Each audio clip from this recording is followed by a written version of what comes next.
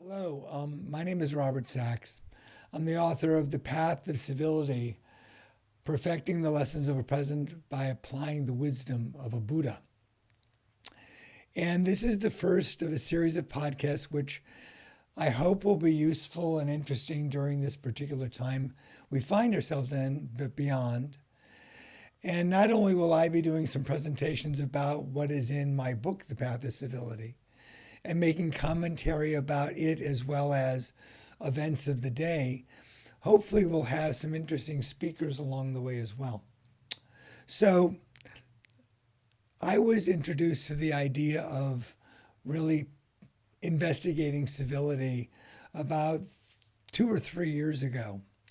Not that civility wasn't important to me all the time, but I was in contact with one of the former Grand Masters of Freemasonry in the state of California who had an initiative in terms of civility. His name is Russ Cervoni, and I want to thank Russ for inspiring me to look into this. And he had a series of workshops on civility that he wanted to take to various Masonic lodges, but also take out to the community. He wanted to take it to schools, to businesses. And I began to have a dialogue with him. And he had known that there were many types of writing that I had done over the years, especially about the idea of meditative mindfulness, and the importance of ethics and morality and spirituality when you apply it directly to everyday world events. Because as far as I'm concerned, unless you can apply these things directly, they really are just like having a cup of coffee in a shop and not really amounting to very much. So anyway, what I did was, along with the inspiration of some of the presentations that Russ was doing, as a Freemason, you're given a book by George Washington. And in that book of George Washington, it's a little book that he carried, actually. It was not written by him, but it was a book that he carried. And it was called The Rules of Civility. It was actually from a book from 1668, a man by the name of Francis Hawkins, who basically took it from Jesuits from the 1500s who wanted to help young men learn how to take their place in society by becoming more civil, by being more upright, by being more present, by being able to engage the world they found themselves in.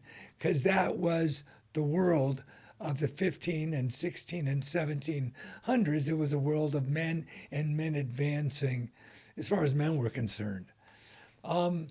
But Washington had this little book, which he kept with him his entire life. And we need to understand that George Washington wasn't a well-educated man. He only finished school up until about the 8th grade. But what he did was he studied these rules of civility in a very, very disciplined way. And as a result, what he did was he was able to present himself with a kind of dignity and decorum that won attention in any kind of setting, whether it was dealing with another general, whether it was dealing with a man on the field, whether it was dealing with another head of state. There was a way in which Washington learned to present himself that made everyone feel like he was listening to them and being able to engage them on their level. So it was a very fascinating book, but obviously when you're looking at a book that's written in the 17th century, there are many, many parts of it that in some ways do apply and other parts that do not apply, because humans are humans.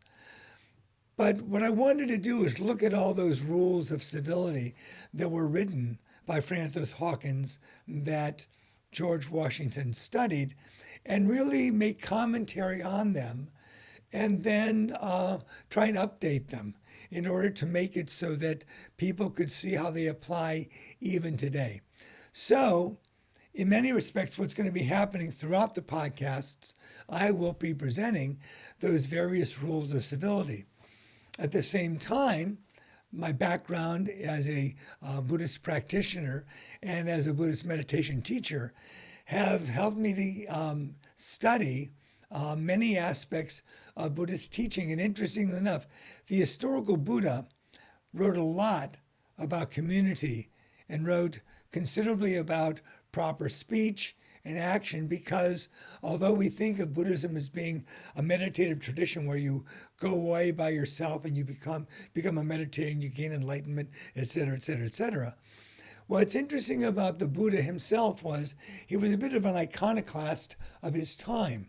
During that time, you had the caste system of India, and here you had someone that basically said that each one of us has an enlightening potential that we can all access.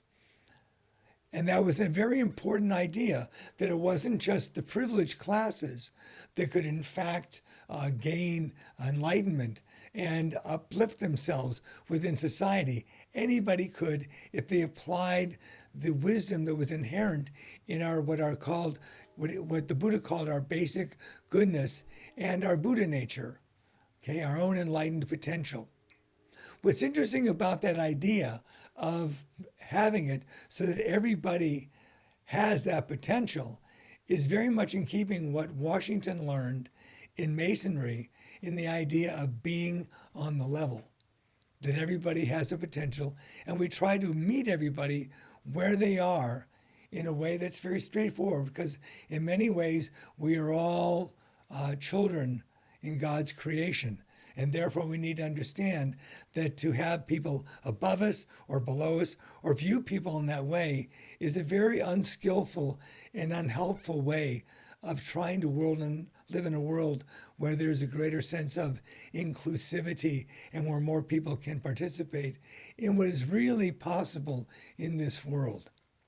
So, here we are in this time of COVID-19, this time of a lot of civil unrest.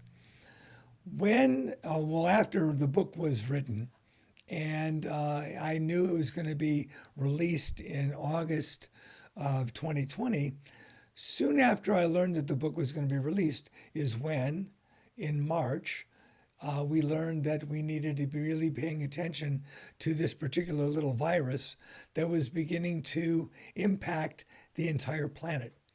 And so what happened, one of the first things people talked about was social distancing, which actually, I don't like the idea of social distancing.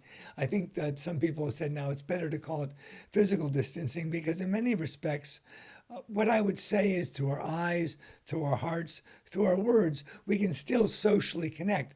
But we need to maintain physical distance out of respect for this little tiny bug that can get in our way. So there was that idea of distancing that we needed to do, as well as masking ourselves, etc. And one of the first things that many states in the United States did was to ask people to shelter in place, okay? To shelter in place. So we needed to do what, in a colloquial term, is we needed to hunker down. What's really fascinating about that is that at that time, I was basically checking in on elder members of the Masonic community, but various people. And what I found out was that many, many people of the generation of World War II and people who were still remembering the times of the Depression and what was needed during that time and the lack of access to things at that time, the idea of needing to stay in one place and to, in some ways, gather up resources and do shopping very rarely and get everything you need to order to, quote unquote, hunker down was something that they understood very, very well. But what I decided to do as a way of launching the blog for this book, The Path of Civility, was to look at the idea of what it meant to be hunkered down. And so I decided to call it Hunkertown. And so what I'd like to do first is just read to you the first blog that I did, because it sort of segues directly into the first of the rules of civility I want to talk to everyone about. So this is what I wrote as the first issue of my blog on my website. Civility in Hunkertown, staying civil and sane in close quarters. I do not know when the term to hunker down began. It has a reasonable etymological background. Hunker is close to the German and Dutch for to squat or crouch. But with down, it is about staying in one place for a duration of time. In the Cambridge Dictionary, it also says that this hunkering down should be done comfortably. But we are not in a comfortable time, although life is, as the Buddhist saying explains, fragile as a bubble. We tend to want to live our lives with some sense of permanence, despite what the reality is. But the reality of COVID-19 and the massive shutdown of commerce, hence our livelihoods, the precariousness of it all is looking at us up close and very, very personal. Within just a few weeks, more of us are living, and this again, remember, I wrote this in March, but it seems even more applicable as what we are seeing, and this is something that's actually quite sad, is that when this started happening, and people said, well, when the springtime comes and it starts warming up, it's going to go away, but maybe it'll come back in the fall. And what I said was, well, the thing is, viruses and various things like it do like warm weather, but more to the problem, what it is that maybe it used to be in other times when people were a little fitter, okay? And people were more physically active and less dependent upon food, which was denatured, and therefore their immune systems were stronger. It could be that a little bug like what we're seeing would have diminished. But now, considering what our physical state is, and many of the types of people and conditions people are experiencing that make them vulnerable to COVID-19 are more prevalent, what seems to be happening is that this first wave of this particular virus is not going away, which means we may have to deal with something far serious as we go into the fall and into the winter. So this was just a few weeks in, and I said, more of us are living in the way our ancestors did, in nuclear or extended families or cadres, with the exception of, sadly, many of our elders. Beyond our elders, there are some who live in isolation, like hermits, but the majority are now in their own homes or apartments, hunkered down, not knowing and not going to work or working from home, doing school online, sharing the bathroom, the kitchen, the living spaces with greater frequency and duration than any other time in our lives.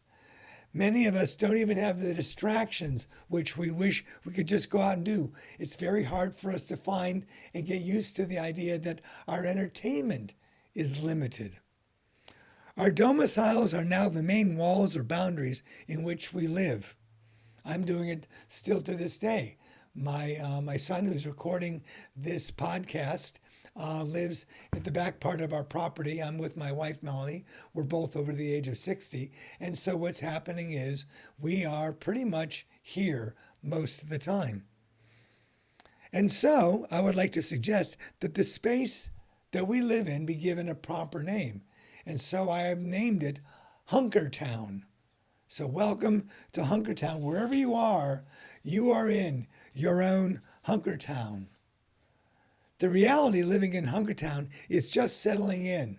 And maybe actually after 3 months, it's really now become much more of a reality of what it's like to be in perpetual close quarters. We've seen some really great things come of that as a result, but there's also been more challenges, which is probably why there was this initial attempt to race out as early as possible when states were saying, okay, maybe you can step out more. The unfortunate thing is it was just too soon.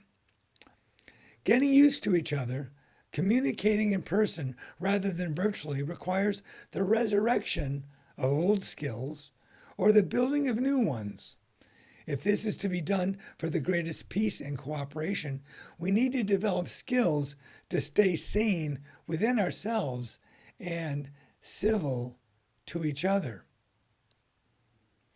So, the idea of civility, and this is something I explain very extensively in the book, civility oftentimes, many people equate it with playing nice, okay? Playing nice when you don't mean to be, you just, everything has to be kind of like done in a way which is prim and proper and just right, and we want to say the right things and be politically correct, et cetera, and not make waves. And really what civility is about is how do you meet the time in a way that creates sanity, which creates openness, which creates as much kindness as is possible as we're dealing with confrontations in our own homes, the challenges we face in terms of our finances. There's all sorts of things where we probably don't feel just rosy or hunky-dory. We just don't. And so in many ways, we need to communicate and find ways in which we can articulate to get our needs met in a way which is sane and civil as best as possible. Now, I enumerate this a great deal in terms of my understanding of Buddhist meditative practice and qualities of compassion, which I will talk about in different podcasts. But for right now, what I'd like to do is just focus on one message. It was the first message that Washington had in terms of the rules of civility. So I would like to read that to you from the book, The Path of Civility. And this is a quote: "Every action done in company ought to be with some sign of respect to those that are present." That was rule number 1. And this is my commentary on it, and then I'll do a little bit more discussion. To accomplish such action requires that you know yourself and know the company you are in. If you practice some form of mindfulness discipline, then being in a higher level of integrity within yourself, not only will that present an air that is pleasing, but you will naturally be more attentive to the responses of those around you. At the same time, if the social or political dimensions of the encounter require a higher level of decorum and or sensitivity to social or cultural nuances of those present, then it is good to have knowledge of those aspects and or be informed accordingly. Now, I talk about this idea of mindfulness because this is a very important aspect of becoming civil, okay? How do you know yourself? How do you know what your hot button issues are? How do you learn not how to just knee flexibly react when those things come up? So there's got to be a way in which in these close quarters, not only are you trying to necessarily play nicer, but to some extent be able to reflect on your own experience, catch yourself in the act of reacting, learn how to step back. A very important step. There are 5 steps of wise action. The first one is to be able to step back. I'll talk more about these later on. But to be able to step back is very, very important. You step back, and then what you do is you then can look at the situation in a more detached way. Now, in terms of being aware of everybody that's present, I'm sure every one of you is aware of what happens when you're in a room and someone is talking to someone else as if you're not even there. After a while, it creates a sense of alienation. People feel like they might as well not exist, or they feel less important. Now, it doesn't mean that you have to talk to everyone in the room. What it does mean, though, is that you have to acknowledge that they're present. Okay? What does that mean? It could mean, for example, that there's ways in which you talk to adults that you don't talk to children. Maybe you are less explicit in your language when children are around, okay? Because you don't want them to learn, quote unquote, bad habits, although they're probably learning them all on their own anyway. But how can you have it so that whatever message you have includes an awareness that they are in the room, even though they are not the people you are directing yourself to? This is a very, very important skill. It allows you the ability to create a greater sense of camaraderie, a greater sense of relaxation, maybe even forms of participation in what's going on that you didn't even really expect. If you civilly mind who is around you, you might find that just them being energetically involved allows them to enter into the situation, or at least in many respects, and this is something that each one of us knows, we know when people are getting annoyed with us. We feel when people are feeling alienated by us. We all feel this. One of the things I've taught in many of my books, I have a book called The Passion of Buddha, and what I say is that we all know what's going on, we just agree not to blow each other's cover. We feel it. The mirror neurons on our heart feel it when people are unhappy or dissatisfied or feeling alienated. We feel that. So, if we, in our civil relationship to the situation, become more cognizant of their presence, and then go about our business in presenting whatever we need to present, you might actually find that their positivity, their sense of inclusiveness, not only makes the communication that you want with the person who you're wanting to talk to be more effective, but it opens up all sorts of other aspects which can then be beneficial for your reality in Hunkertown. So, that's what I'd like to leave you with today. I want to thank you for taking the time to listen. If you're interested in any of the blogs that accompany these podcasts, they are on my website, thepathofcivility.com. And I look forward to speaking to you whenever we can get together. It'll probably be in the sequestered space, and I'm going to try and make this at least once a week so we can all have a chance to communicate with each other. So thanks for listening, and have a peaceful and civil day.